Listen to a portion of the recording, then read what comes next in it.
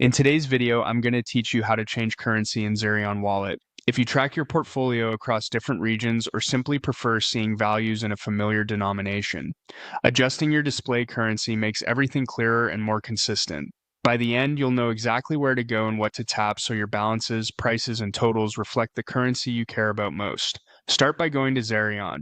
Open the app on your device or head to the Zerion website in your browser and make sure you're on the main dashboard where you can see your portfolio overview.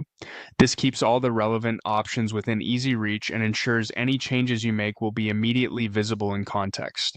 Next, click the settings icon at the top right. It typically looks like a small gear and sits in the global navigation, so it's accessible from almost any screen. If your interface looks a bit different, look for a gear or a menu button that opens your account options. The settings area is where general controls and preferences live. Inside settings, click on preferences. This section is designed for personal display choices rather than account security or connected wallets. Preferences is where Zerion groups options that affect how information is shown to you, which is exactly what we need when changing how values are displayed. Now, click on currency.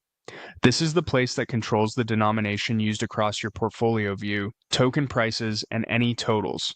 Changing this setting won't affect your actual holdings or the networks you use. It only changes how values are converted and displayed on screen. Finally, find what you want in here. Browse the list and select your preferred fiat currency, such as a regional option you use day to day. Currencies are often listed alphabetically by name or code, and you may see common choices near the top. Once you pick one, Zerion usually applies the change instantly across the app or site. Give the interface a second to refresh, then glance at your portfolio total and a few token pages to confirm values now show in your chosen currency.